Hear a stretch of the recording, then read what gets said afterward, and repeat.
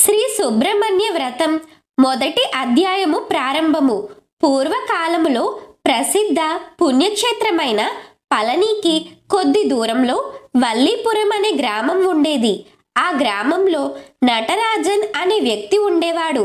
అతడు బట్టలు నేసే పనిలో ఎంతో ప్రావీణ్యత సంపాదించాడు.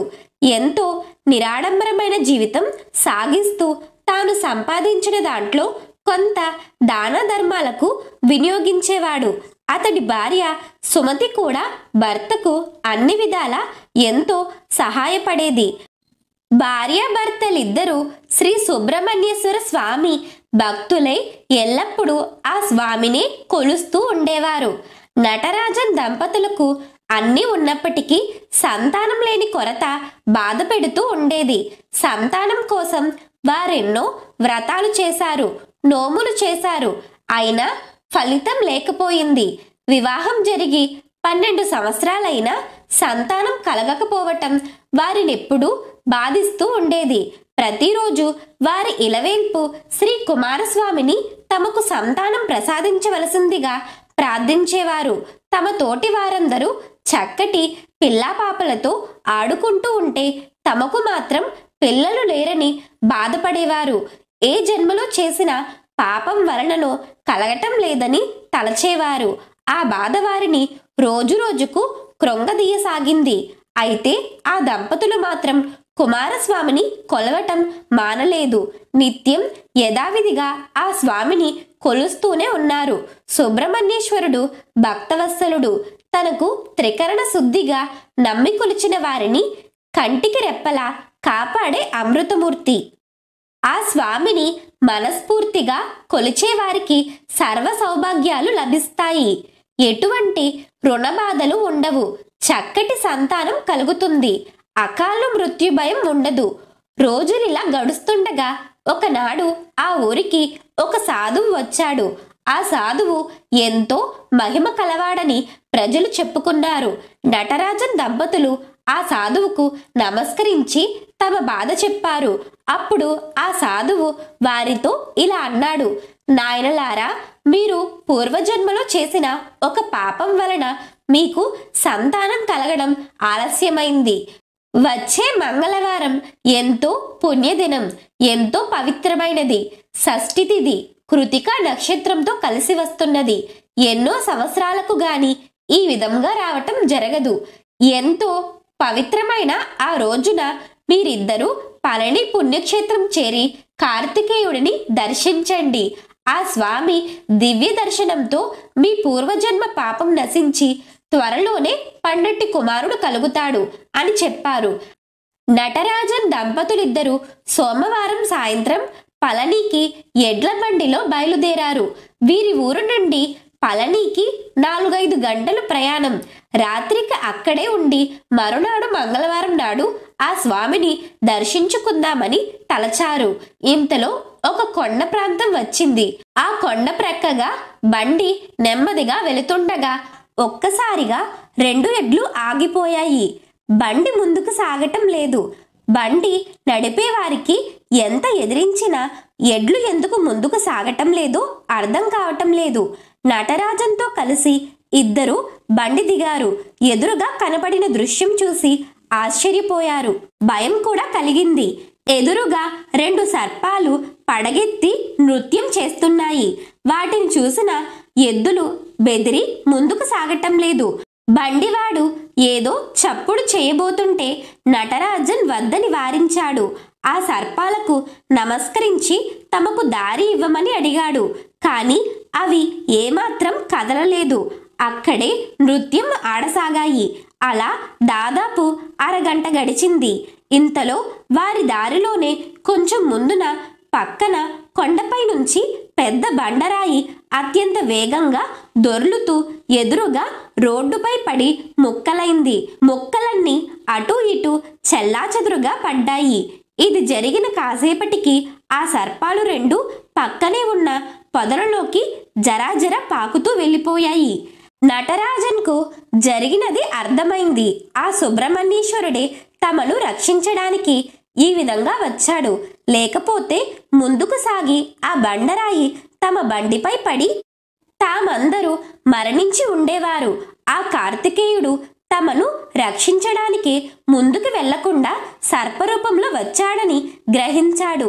తమను రక్షించినందుకు ఆ స్వామిని ఎన్నో విధాలా స్తుతించాడు. ప్రయాణం ముందుకు సాగింది. రాత్రికి పళని క్షేత్రం చేరాడు. ఉదయాన్నే ఆ క్షేత్రంలో కొలువున్న బాలసుబ్రహ్మణ్యేశ్వరుడిని దర్శించాడు. అటు తర్వాత సాయంకాలం తిరిగి బయలుదేరి వారి గ్రామానికి చేరుకున్నారు. ఆ స్వామి అనుగ్రహంతో కొద్ది కాలంలోనే వారికి చక్కటి పుత్రుడు జన్మించాడు. సుబ్రహ్మణ్య స్వామి ప్రసాదితుడు కాబట్టి అతడికి బాలసుబ్రహ్మణ్యమని పేరు పెట్టారు. పుత్రునితో కలిసి నటరాజన్ దంపతులు ఆ స్వామిని సేవిస్తూ కలకాలం సుఖంగా జీవించారు. శ్రీ సుబ్రహ్మణ్య వ్రతం 2వ అధ్యాయము. తమిళనాడులోని శ్రీ సుబ్రహ్మణ్య క్షేత్రాలలో తిరుత్తని ఎంతో ప్రసిద్ధమైన క్షేత్రం. ఇక్కడ వెలిసిన శ్రీ సుబ్రహ్మణ్యేశ్వరుడు ఎంతో మహత్యము కలవానిగా ఆరాధింపబడుతున్నాడు. శ్రీ సుబ్రహ్మణ్యేశ్వరునికి కార్తికేయుడు, స్వామినాథన్, వేలాయుధం, కుమారస్వామి, షణ్ముఖుడు అనే పేర్లు కూడా ప్రసిద్ధి. స్వామివారి వాహనం నెమలి. స్వామివారి జెండాపై కోడి ఉంటుంది. కోడి జ్ఞానానికి ప్రతీక. సర్పం స్వామివారికి సంకేతంగా భావిస్తారు. పూర్వకాలంలో తిరుత్తని సమీపంలోని పుత్తూరులో చిన్నశెట్టి అనే వ్యాపారస్తుడు ఉండేవాడు. అతడు వెండి, బంగారు వ్యాపారాలతో పాటు బట్టల వ్యాపారం కూడా చేసి ఎంతో ధనం సంపాదించాడు. కానీ అతడు విపరీతమైన లోభంతో ఉండేవాడు. ఎంత పేదవాడికి ఏమాత్రం దానం చేసి ఎరగడు. అతడికి చాలా కాలం సంతానం కలగలేదు. ఒకనాడు తనకు సంతానం కలిగితే ఒక అడుగు ఎత్తైన వెండి సర్పపు రూపం తిరుత్తని స్వామివారికి కానుకగా సమర్పించుకుంటానని మ్రొక్కుకున్నాడు. కార్తికేయుని అనుగ్రహంతో భార్య చిత్రావతి త్వరలోనే గర్భం దాల్చి 12 కుమారుడిని కన్నది. అనతి కాలంలోనే ఆ స్వామి అనుగ్రహంతో చిన్నశెట్టి వ్యాపారం కూడా అభివృద్ధి చెందింది. చిన్నశెట్టి వ్యాపార పనులలో పడి శ్రీ సుబ్రహ్మణ్య స్వామికి ఇచ్చిన మాట మరిచిపోయాడు. ఒకనాడు చిన్నశెట్టి కుమారుడికి ఏదో తీవ్రమైన జబ్బు చేసింది. ఎన్ని మందులు వేసినా నయం కాలేదు. అప్పుడు చిన్నశెట్టికి తాను కార్తికేయునికి ఇచ్చిన మాట గుర్తుకు వచ్చింది. స్వామి, నా పిల్లవానికి ఈ జబ్బు నుంచి కాపాడు, పూర్తి ఆరోగ్యం ప్రసాదించు, నీకు అడుగు ఎత్తుగల సర్పాలు 2 సమర్పిస్తాను అని మనస్సులో మ్రొక్కుకున్నాడు. పిల్లవాడు అనారోగ్యం నెమ్మదిగా తగ్గి కొద్ది రోజులలోనే పూర్తిగా ఆరోగ్యవంతుడయ్యాడు. ఇంతలో దసరా, దీపావళి పండుగలు వచ్చాయి. చిన్నశెట్టి వ్యాపారాలన్నిటికీ ఇది చాలా రద్దీ సమయం కావటంతో ఒక్క క్షణం కూడా తీరిక లేకపోయింది. షణ్ముఖునికి ఇచ్చిన మాట మర్చిపోయాడు. మధ్యలో ఒకసారి గుర్తుకు వచ్చిన ఈ పండుగలైన తర్వాత వెళ్ళివచ్చులెమ్మని అనుకున్నాడు. శ్రీ సుబ్రహ్మణ్యేశ్వర స్వామివారికి ఆగ్రహం వచ్చింది. మానవ నైజం ఇంతే కదా అనుకున్నాడు. తన శక్తి చూపాలని తలచాడు. అప్పుడు గాని చిన్నశెట్టికి బుద్ధి రాదని తలచాడు. ఆ మరునాటి రాత్రి సుబ్బిశెట్టి ఒకసారి గట్టిగా అరుస్తూ మధ్యరాత్రిలో లేచాడు. తన మంచం చుట్టూ పెద్ద సర్పాలు తిరుగుతున్నట్లుగా కల వచ్చింది. ఆ కలలో ఎంతో భయపడి మెలకువ వచ్చి కళ్ళు తెరిచి మంచం మీద కూర్చున్నాడు. చిన్నశెట్టికి నిజంగానే భయంకరంగా పడగ విప్పి ఆడుతున్న సర్పాలు నేలపై కనబడ్డాయి. చిన్నశెట్టి పై ప్రాణాలు పైనే పోయాయి. ఒక్కసారిగా ఇన్ని సర్పాలు ఎక్కడి నుంచి వచ్చాయో భయపడుతూ భార్యను నిద్రలేపాడు. భయంతో వణికిపోతూ భార్యను తమ మంచం చుట్టూ ఉన్న పాములను చూడమన్నాడు. ఆశ్చర్యంగా భార్య చిత్రావతికి ఒక్క సర్పం కూడా కనపడలేదు. ఏమండి, మీకేదో కల వచ్చినట్లుంది. ఇక్కడ ఒక్క పాము కూడా లేదు. కళ్ళు మూసుకుని పడుకోండి అని తాను నిద్రపోయింది. కాని చిన్నశెట్టికి ఏమాత్రం నిద్ర రావటం లేదు. కాలు కింద పెడితే కాటు వేసేలా ఉన్నాయి ఆ సర్పాలు. కాసేపటికి భార్యను మళ్ళీ నిద్రలేపాడు. చిత్రావతి విసుక్కుని మంచం దిగి విభూది తెచ్చి ఇది రాసుకుని పడుకోండి అన్నది. విభూది రాసుకున్నాడే కాని నిద్ర పడటం లేదు. కళ్ళు తెరిచి చూస్తే మళ్ళీ బొసకొడుతూ దాదాపు 10 పాములు కనబడ్డాయి. అప్పుడు చిన్నశెట్టికి తాను షణ్ముఖునికి ఇచ్చిన మాట గుర్తుకు వచ్చింది. మాట తప్పినందువలననే ఆ స్వామి ఆగ్రహానికి గురి అవటం వలన ఈ విధంగా జరిగిందని గ్రహించాడు. స్వామి కార్తికేయ, నన్ను క్షమించు తండ్రి. ఈ క్షణంలోనే నేను ఆ వెండి సర్పపు రూపులను తయారు చేయించడానికి కావలసిన ధనాన్ని తీసి పక్కన పెడతాను. రేపే ఆ పనికి పురమాయిస్తాను. నన్ను క్షమించు అని చెంపలు వేసుకున్నాడు. కరుణామయుడైన షణ్ముఖుడు చిన్నశెట్టిని అనుగ్రహించాడు. అక్కడ సర్పాలన్నీ క్షణంలో మాయమయ్యాయి. చిన్నశెట్టి ఏమాత్రం ఆలస్యం చెయ్యకుండా మంచం దిగి ధనాగారం వద్దకు వెళ్లి స్వామి పనికి కావలసిన ధనం తీసి ఒక పొట్లంలో కట్టి విడిగా పెట్టాడు. మరునాడు ఉదయమే ఆ ధనాన్ని తీసుకుని మంచి వెండి సర్పపు ప్రతిమలను చెయ్యించి ఆ వెంటనే వచ్చిన మంగళవారం నాడు తిరుత్తని వెళ్లి స్వామికి సమర్పించాడు. అప్పటి నుంచి చిన్నశెట్టి మంచి మనస్సుతో జీవిస్తూ ఎన్నో దాన ధర్మాలు చేస్తూ కాలం గడిపాడు. జీవించినంత కాలం స్వామిని సేవిస్తూ గడిపి చివరన ముక్తిని పొందాడు. శ్రీ సుబ్రహ్మణ్య వ్రతం 3వ అధ్యాయము. పూర్వకాలంలో కన్యాకుమారి సమీపంలో విష్ణుపురం అనే గ్రామంలో వెంకట్రామన్ అనే పాలు పోసేవాడు ఉండేవాడు. అతడు రోజు తన వద్దనున్న 10 గేదెల పాలు పితికి వీటన్నిటినీ పెద్ద గంగాళంలో పోసుకుని ఒక బండిపై పెట్టుకుని ఊరిలో వారికి పోసేవాడు. వెంకట్రామన్ పాలలో ఏమాత్రం నీళ్లు కలపకుండా స్వచ్ఛమైన పాలు పోస్తుంటాడని అందరూ చెప్పుకునేవారు. వెంకట్రామన్ భార్య పేరు సుమతి. దంపతులిద్దరూ ప్రతిరోజు పరమేశ్వరుడినే పూజిస్తూ ఉండేవారు. వెంకట్రామన్కు పరమశివుడంటే ఎంతో భక్తి. ప్రతి సోమవారం ఉపవాసం ఉండేవాడు. వెంకట్రామన్ దంపతులకు అన్నీ ఉన్నా సంతానం లేకపోవడం ఎంతో బాధగా ఉండేది. ఎప్పుడు పరమేశ్వరుడిని సత్సంతానం ఇవ్వమని ప్రార్థించేవాడు. అందరి ఇళ్లలో పాలు పోసిన తర్వాత ఇంటికి వచ్చే దారిలో ఒక చెట్టు ప్రక్కన ఉన్న కొలాయి కింద ఆ పాత్రను కడిగేవాడు. కొంచెం మిగిలిన పాలు పక్కన ఉన్న చెట్టు మొదట్లో పోసేవాడు. ఇలా ప్రతిరోజు చేస్తుండేవాడు. ఒకనాటి రాత్రి వెంకట్రామన్కు కలలో సుబ్రహ్మణ్యేశ్వరుడు దర్శనమిచ్చాడు. నాయనా వెంకట్రామన్, నీ భక్తికి ఎంతో సంతోషించాను. నీవు ప్రతిరోజు చెట్టు మొదట్లో అందరికీ పోయగా మిగిలిన పాలు పోస్తున్నావు కదా. ఆ చెట్టు ప్రక్కనే ఉన్న పొదల్లో ఒక దివ్య సర్పం ఉన్నది. రోజు నీవు పోసే పాలు ఆ సర్పరాజం స్వీకరిస్తున్నది. నీవు తెలియక చేస్తున్నప్పటికీ, పాలు కొంచెమే పోస్తున్నప్పటికీ ప్రతిరోజు నీవు చేస్తున్న ఈ మంచి పని వలన నీకు ఎంతో పుణ్యం లభించినది. అంతేకాదు, నిన్న నాకెంతో ప్రీతికరమైన శ్రీ సుబ్రహ్మణ్య షష్ఠి.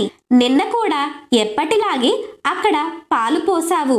ఆ విధంగా అక్కడ ఉన్న దివ్య సర్పానికి ఆ పవిత్ర దినాన పాలు పోసిన వాడవై ఎంతో పుణ్యం సంపాదించావు.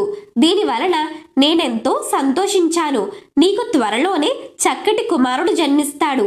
నీవు ఆ కుమారుడిని తీసుకుని ఇక్కడకు కొద్ది దూరంలో గల నా పుణ్యక్షేత్రమైన తిరుచెందూరుకి వెళ్ళి పిల్లవాడికి అక్కడే నామకరణం చెయ్యవలసింది అని చెప్పి అంతర్ధానమయ్యాడు. ఉదయం నిద్రలేవగానే భార్య సుమతికి తనకు వచ్చిన కలను వివరంగా చెప్పాడు. ఆ షణ్ముఖుడు తమను అనుగ్రహించినందుకు వారెంతో సంతోషపడ్డారు. వెంకట్రామన్ అప్పటి నుంచి ప్రతిరోజు క్రమం తప్పకుండా ఆ చెట్టు మొదట్లో పాలు పోస్తూనే ఉన్నాడు. ఎప్పుడైనా ఆ దివ్య సర్పం కనపడుతుందేమోనని ఆత్రతగా చూసేవాడు. కానీ ఎప్పుడు ఆ దివ్య సర్పం కనబడలేదు. ఆ షణ్ముఖుని దయ వలన సుమతి కొన్ని రోజులకే గర్భం దాల్చి చక్కటి పిల్లవాడిని కన్నది. శ్రీ సుబ్రహ్మణ్యేశ్వరుడు చెప్పినట్లుగా ఆ పిల్లవాడిని వెంట పెట్టుకుని తిరుచెందూరు బయలుదేరారు. ఆ రోజులలో ఎడ్ల బండి పైననే ప్రయాణం. కొంత దూరం వెళ్ళేప్పటికీ దారి ఎదురుగా ఒక అద్భుత తేజస్సుతో ప్రకాశిస్తున్న సర్పం కనబడింది. దారి మధ్యలో పడగ విప్పి ఉన్న ఆ సర్పరాజాన్ని చూడగానే స్వామి కలలో చెప్పిన సర్పం ఇదేనని వెంకట్రామన్కు తోచింది. కుటుంబమంతా బండి దిగి ఆ దివ్య సర్పానికి నమస్కరించారు. పిల్లవాడి చేత కూడా నమస్కరింపచేశారు. సర్పం వెంటనే మాయమైంది. ప్రయాణం ముందుకు సాగింది. వెంకట్రామన్ దంపతులు మరునాడు ఉదయానికి తిరుచెందూరు చేరి అక్కడ కొలువై ఉన్న స్వామిని దర్శించారు. పిల్లవాడికి అక్కడే కార్తికేయన్ అని నామకరణం చేశారు. ఆ రాత్రి అక్కడే ఉండి మరునాడు తిరిగి విష్ణుపురం చేరుకున్నారు. వెంకట్రామన్ కుటుంబమంతా ఆ స్వామిని సేవిస్తూ కలకాలం సుఖంగా జీవించారు. శ్రీ సుబ్రహ్మణ్య వ్రతం 4వ అధ్యాయము. పూర్వకాలంలో మదురై నగరానికి కొద్ది దూరంలో ఒక గ్రామంలో వెంకట శాస్త్రి అనే మహాపండితుడు ఉండేవాడు. అతడు అన్ని శాస్త్రాలలోనూ విద్యలలోనూ ఎంతో ప్రావీణ్యం కలవాడిగా ప్రసిద్ధి పొందాడు. చుట్టుపక్కల గ్రామాలలో ఎవరికి ఏ సలహా కావలసిన వెంకట శాస్త్రి వద్దకే వచ్చేవారు.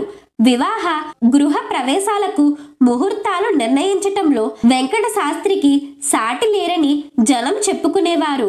ఆలయ ప్రతిష్టాపన ముహూర్తాలు కావలసిన ఎంతో దూర గ్రామాల నుంచి కూడా వెంకట శాస్త్రి వద్దకే వచ్చేవారు.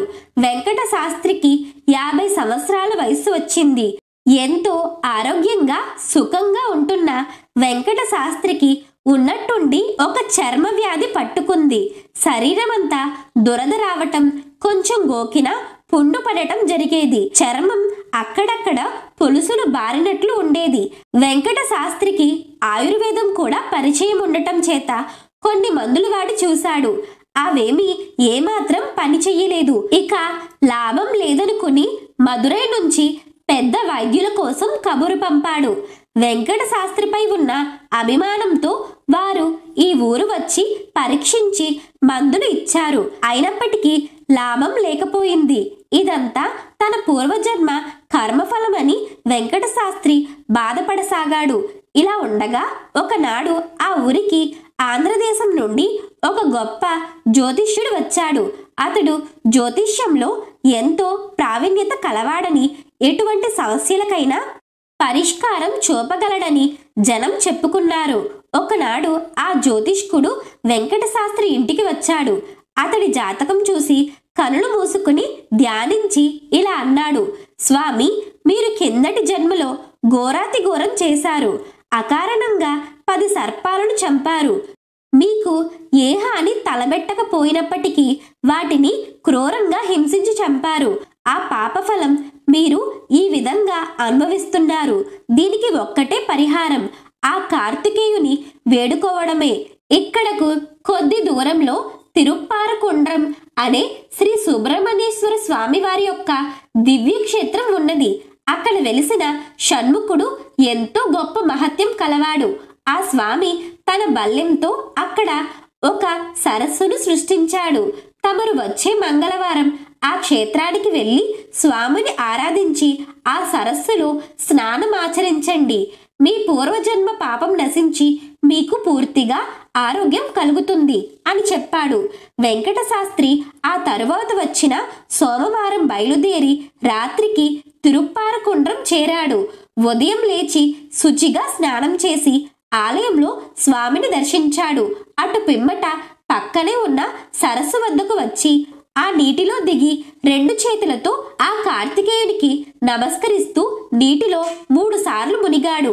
అంతే, ఆశ్చర్యం! వెంకట శాస్త్రి చర్మ వ్యాధి క్షణంలో మాయమైంది.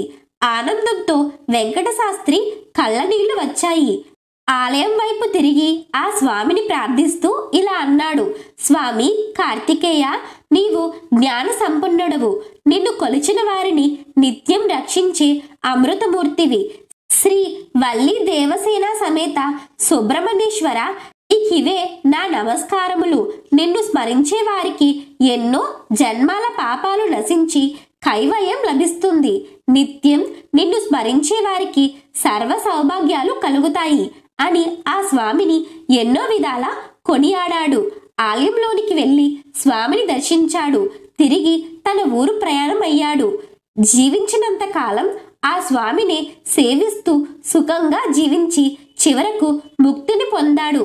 శ్రీ సుబ్రహ్మణ్యేశ్వర స్వామిని అర్చించటం వలన కుజదోషం నుంచి విముక్తులవుతారు. ఎటువంటి సర్పదోషాలు ఉన్నా తొలగిపోతాయి. బుద్ధి వికసిస్తుంది. విద్యార్థులకు పరీక్షలలో జయం కలుగుతుంది. మంగళవారం నాడు షణ్ముఖుడిని పూజించిన వారికి చక్కటి సంతానం కలుగుతుంది.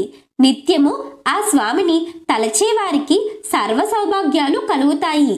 శ్రీ సుబ్రహ్మణ్య వ్రతం 5వ అధ్యాయము. పూర్వకాలంలో తమిళ దేశంలో మణిశర్మ అనే చర్మకారుడు ఉండేవాడు. అతను వంశపారపర్యంగా వచ్చిన చెప్పులు కుట్టే వృత్తిలో జీవిస్తూ ఎంతో భక్తి పరాయణుడై ఉండేవాడు. పరమేశ్వరుడన్నా, విఘ్నేశ్వరుడన్నా, సుబ్రహ్మణ్యేశ్వరుడన్నా అతనికి ఎంతో ప్రాణం. ప్రత్యేకించి బాలసుబ్రహ్మణ్యేశ్వరుడంటే మరీ ప్రాణం.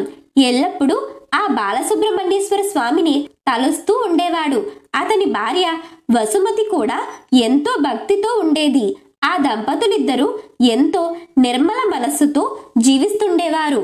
మణిశర్మకు అన్నీ ఉన్నా సంతానం లేకపోవటం బాధగా ఉండేది. ప్రతిరోజు ఆ దంపతులు తమకు సంతానం అనుగ్రహింపవలసిందిగా అందరూ దేవతలను ప్రార్థించేవారు. కానీ ఏమాత్రం ఫలితం లేకపోయింది. రోజులిలా గడుస్తూ మణిశర్మకు 40 సంవత్సరాల వయసు వచ్చింది. ఒకరోజు ఆ విషయమే ఆలోచిస్తూ తీవ్రమైన మనస్తాపానికి గురి అయ్యాడు. భార్యతో ఇలా అన్నాడు, ఇన్నాళ్ళుగా మనం ఇంతమంది దేవతలను ప్రార్థిస్తున్నాం, అయినా ఏమీ ఫలితం లేకపోయింది. రేపటి నుంచి నేను వారం రోజులు పచ్చి మంచినీరు కూడా ముట్టకుండా ఉపవాస దీక్ష చేస్తాను. ఆ స్వామి కరుణిస్తే సరి, లేకపోతే ప్రాణాలైనా వదులుతాను అని అన్నాడు. ఆ మాటలు విన్న భార్య వసుమతి కంటనీరు పెట్టింది. భార్యతో అన్నట్లుగానే మణిశర్మ మర్నాడు ఉదయం నుంచి ఏ ఆహారము తీసుకోవటం మానేశాడు. అలా 3 రోజులు అయ్యేసరికి ఓపిక తగ్గింది. 4వ రోజు మంచం మీద నుంచి లేవలేకపోయాడు. బంధువులు, స్నేహితులు ఎంత చెప్పినా వినలేదు. 5వ రోజు సాయంత్రం ఒక పిల్లవాడు ఎక్కడి నుంచో పరిగెత్తుకుంటూ వచ్చి, మామా, ఈ అరటిపండు తిను, నీకేమీ పర్వాలేదు అని అతని చేతిలో ఒక అరటిపండు పెట్టాడు. ఆ బాలుడి తేజస్సుకు ఆశ్చర్యపోతూ మణిశర్మ ఒక్క క్షణం ఒళ్ళు మరిచాడు. తనను ఏదో తెలియని మాయ కప్పేసింది. తన ఉపవాసం సంగతి కూడా గుర్తు రాలేదు. చక్కగా చిరునవ్వు నవ్వుతున్న ఆ బాలుని చూస్తూ అతడి నుండి అరటిపండు తీసుకుని కనులకు అద్దుకుని తిన్నాడు. అంతే, ఒళ్ళంతా ఏదో దివ్యమైన తేజస్సు ప్రసరించినట్లయింది. ఆ బాలుడు ఒక్క క్షణాన పరిగెత్తుకుంటూ బయటకు వెళ్లి మాయమయ్యాడు. మణిశర్మకి ఒక్కసారిగా కునుకు పట్టింది. నిద్రలో ఆ కుమారస్వామి కలలో దర్శనమిచ్చి బాలుడి రూపంలో వచ్చింది తానేనని, త్వరలోనే వారికి చక్కటి పిల్లవాడు జన్మిస్తాడని చెప్పాడు. అక్కడికి కొంచెం దూరంలో ఉన్న పలముదిర్ చొలై అనే పుణ్యక్షేత్రంలో తాను వెలిసానని 7 మంగళవారాలు తనను దర్శించమని అన్నాడు. నిద్ర నుంచి మెలకు వచ్చిన మణిశర్మ తనకు వచ్చిన కల వివరంగా భార్యకు చెప్పాడు. ఆ దంపతులు ఆనందానికి అవధులు లేవు. సాక్షాత్తు ఆ షణ్ముఖుడే వచ్చి దర్శనమిచ్చి తమను కరుణించినందుకు ఎంతో సంతోషించారు. ఆ దంపతులు ఇద్దరు స్వామి సెలవిచ్చినట్లుగా 7 మంగళవారాల పాటు శ్రీ వల్లి దేవసేన సమేత సుబ్రహ్మణ్యేశ్వర స్వామిని దర్శించారు. ఆ స్వామి అనుగ్రహంతో వారికి చక్కటి పిల్లవాడు జన్మించాడు. మణిశర్మ, వసుమతి దంపతులిద్దరూ బ్రతికినంత కాలం ఆ కార్తికేయుని సేవిస్తూ కలకాలం సుఖంగా జీవించారు. శ్రీ సుబ్రహ్మణ్య వ్రతం 6వ అధ్యాయము. పూర్వకాలంలో తమిళనాడులోని కుంభకోణం పట్టణానికి కొద్ది దూరంలో ఒక చిన్న గ్రామంలో పెరియశెట్టి అనే వ్యాపారస్తుడు ఉండేవాడు. అతడు ఎన్నో వ్యాపారాలు చేస్తూ ఎంతో సంపద ఆర్జించాడు. అంత సంపాదించిన పెరియశెట్టి ఏమాత్రం దానా ధర్మాలు చేసేవాడు కాదు. అతడికి 2 కుమార్తెలు. వారి పేర్లు వందన, చందన. వందన వివాహం అయినప్పటికీ చిన్న కుమార్తె చందన వివాహం ఏమాత్రం కుదరటం లేదు. ఎన్ని సంబంధాలు వచ్చినా చివరి క్షణంలో ఆగిపోతున్నాయి. ఇలా ఎందుకు జరుగుతుందో ఆ దంపతులకు అర్థం కాలేదు. ఇలా ఉండగా ఆ సంవత్సరం విపరీతమైన కరువు పట్టుకుంది. వర్షాలు ఏమాత్రం కురవలేదు. జనంలో ఏ వస్తువులు కొనే స్థితి లేక పెరియశెట్టికి వ్యాపారంలో ఎంతో నష్టం వచ్చింది. నష్టానికి తోడు కూతురు పెళ్లి జరగకపోవటం కూడా బాధ పట్టుకుంది.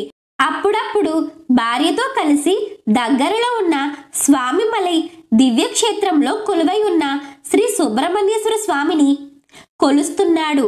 అయినా ఫలితం లేకపోయింది. ఎంత ప్రయత్నించినా చిన్న కుమార్తెకు వివాహం కుదరటం లేదు. ఇలా ఉండగా ఒకనాడు ఒక సాధువు వారింటికి వచ్చాడు. అతడు పెరియశెట్టితో వచ్చే మంగళవారం నాడు స్వామి మలైలో వెలిసిన శ్రీ సుబ్రహ్మణ్యేశ్వర స్వామికి అభిషేకం చేయించమని చెప్పాడు. ఆ మాట విన్న పెరియశెట్టి కొంచెం విసుగ్గా ఇలా అన్నాడు, స్వామి, వచ్చే వారం ఏమిటి? ఇంతకు ముందు ఎన్నో మంగళవారాలు అక్కడ అభిషేకం చేయించాము. ఏమీ ఫలితం లేకపోయింది. మరోమారు చేయించినా ఏముంటుంది అని అన్నాడు. అప్పుడు ఆ సాధువు, నాయనా, సరే, ఇన్నిసార్లు చేయించావు, ఒక్కసారి మళ్ళీ చేయించు, తప్పక ఫలితం ఉంటుంది అని అన్నాడు. అప్పుడు పెరియశెట్టి ఆ సాధువుతో, అదేమంత కష్టం కాదులేండి, మళ్ళీ అభిషేకం చేయిస్తాను అన్నాడు. శని ఆదివారాలు గడిచి సోమవారం వచ్చింది. పెరియశెట్టికి పక్క ఊరి జమీందారు నుంచి ఏదో ముఖ్యమైన పని ఉందంటూ కబురు రావటంతో వెళ్ళాడు. అన్ని వివరంగా మాట్లాడేటప్పటికి సాయంత్రమైంది. ఒక్కసారిగా వర్షం పట్టుకుంది. అంతటి వానలో బయలుదేరటానికి కుదరక రాత్రి అక్కడే ఉండిపోవలసి వచ్చింది. వర్షం మరునాడు మధ్యాహ్నం దాకా తగ్గలేదు. అక్కడితో ఆ సాధువు చెప్పినట్లు ఈ మంగళవారం స్వామిమలై వెళ్ళటం పెరియశెట్టికి కుదరలేదు. వచ్చే వారం వెళ్ళవచ్చునని అనుకున్నాడు. ఆ వారం పూర్తయి తిరిగి సోమవారం వచ్చింది. భార్య ఈసారి ఎలాగైనా స్వామిమలై వెళ్ళి అభిషేకం చేయించాలని అన్నది. ఉదయం ఇంకాసేపట్లో బయలుదేరదామని తలుస్తుండగా పెరియశెట్టి ఒక్కసారిగా కాలు జారి పడ్డాడు. కాలు చాలా నొప్పి వేసింది. ఏమాత్రం కదలలేకపోతున్నాడు. అక్కడితో ఆ సుబ్రహ్మణ్యేశ్వరుడి దర్శనానికి ఈ మంగళవారం కూడా వెళ్ళలేకపోయాడు. ఎందుకు ప్రతిసారి ఈ విధంగా అవాంతరం వస్తున్నదని భార్య ఎంతో బాధపడింది. ఇంతలో వారం గడిచి మళ్ళీ సోమవారం వచ్చింది. ఇంకా సేపట్లో బయలుదేరదామని తలుస్తుండగా భార్య యొక్క కాలు మెలికపడింది. ఆ నొప్పి క్షణక్షణానికి ఎక్కువై ఏమాత్రం కదలలేకపోయింది. ఇక ఈ వారం కూడా వెళ్ళడానికి కుదరలేదు. ఇలా ఎందుకు జరుగుతుందో వారికి అర్థం కావటం లేదు. తాము ఏదో అపరాధం చేశామని తలచాడు. ఆ రోజు రాత్రి సుబ్రహ్మణ్యేశ్వరుడు పెరియశెట్టి భార్యకి కలలో కనపడి ఇలా అన్నాడు, అమ్మా, నీ భర్త నన్ను దర్శించటం ఎంతో తేలికని, అదేమంత కష్టమైనది కాదని అహంకారంతో అన్నాడు. ప్రతి మంగళవారం వెళుతున్నాం కదా, మరొక్కసారి వెళ్ళటం అదేమంత కష్టం కాదని అన్నాడు. నా అనుగ్రహం లేకపోతే ఎంత దగ్గరలో ఉన్నా నా దర్శనం ఎలా జరగదో తెలియపరచటానికై ఇలా చేస్తున్నాను. ఈసారి తప్పక నా దర్శనం లభిస్తుంది అని అన్నాడు. భార్య నిద్ర నుంచి లేవగానే తనకు వచ్చిన స్వప్నం గురించి పెరియశెట్టికి వివరంగా చెప్పింది. పెరియశెట్టి తన అహంకారానికి మన్నించమని ఆ స్వామికి నమస్కరించి చంపలు వేసుకున్నాడు. ఇంకెప్పుడు అలా మాట్లాడనని తనను క్షమించమని వేడుకున్నాడు. భక్తవత్సలుడైన ఆ స్వామి అనుగ్రహంతో ఆ మరుసటి మంగళవారం ఆ కుటుంబానికి స్వామిమలైలో చక్కటి దర్శనం జరిగింది. వారు ఆ సుబ్రహ్మణ్యేశ్వర స్వామికి ఎంతో వైభవంగా అభిషేకం చేయించారు. ఇది జరిగిన కొద్ది రోజులకే నాగరాజు అనే వరుణితో చందనకు వైభవంగా వివాహం జరిగింది. పెరియశెట్టి కుటుంబం అంతా ఆ స్వామిని సేవిస్తూ కలకాలం సుఖంగా జీవించారు. శ్రీ సుబ్రహ్మణ్యేశ్వర వ్రత కథ సమాప్తము. శ్రీ సుబ్రహ్మణ్య వ్రతం ఆచరించటం చాలా సులభం. ఇంట్లో కానీ శ్రీ స్వామివారి ఆలయంలో కానీ ఆచరింపవచ్చును. ఈ వ్రతం ఆచరించే ముందు కలశ స్థాపన చేసి ఒక్కసారి మనస్సులోనే గణపతికి, నవగ్రహ దేవతలకు, అష్టదిక్పాలకులకు నమస్కరించవలెను. అటు తర్వాత మీ పేరు, మీ కుటుంబ సభ్యుల పేర్లు, గోత్రం మనస్సులో తలుచుకుని వ్రతం మొదలు పెట్టవలెను. అష్టోత్తర నామాలు పఠించాలి. శ్రీ స్వామివారి అదంగ పూజ చేసి తర్వాత ఈ 6 కథలను చదివి స్వామివారికి ఏ ఫలమైనను నివేదింపవచ్చును. సంతానం కోరేవారు వరుసగా 6 మంగళవారాలు ఈ వ్రతం ఆచరిస్తే త్వరలోనే చక్కటి సంతానాన్ని పొందుతారు. అలాగే ఆర్థిక సమస్యలతో ఉన్నవారు 6 వారాలు ఈ వ్రతం ఆచరిస్తే ఆ సమస్యలన్నీ వెంటనే తొలగిపోతాయి. మార్గశిర శుద్ధ షష్ఠి నాడు ఈ వ్రతం ఆచరిస్తే శుభప్రదం. వివాహం కాని యువతి యువకులు ఈ వ్రతం ఆచరిస్తే వారికి చక్కటి జీవిత భాగస్వామి లభిస్తారు. ఏ పనులైనా చాలా ఆలస్యం అవుతుంటే ఈ వ్రతం ఆచరిస్తే అవంతరాలు అన్నీ తొలగిపోయి ఆ పనులు త్వరగా విజయవంతంగా జరుగుతాయి. ఎటువంటి గ్రహ బాధలు అనుభవిస్తున్న వారైనా ఈ వ్రతం ఆచరిస్తే వాటి నుండి పూర్తి ఉపశమనం కలుగుతుంది. ఏదైనా శుభకార్యం తలపెట్టినప్పుడు ఈ వ్రతం ఆచరిస్తే శ్రీ సుబ్రహ్మణ్యేశ్వర స్వామివారి అనుగ్రహంతో ఆ కార్యం విజయవంతమవుతుంది.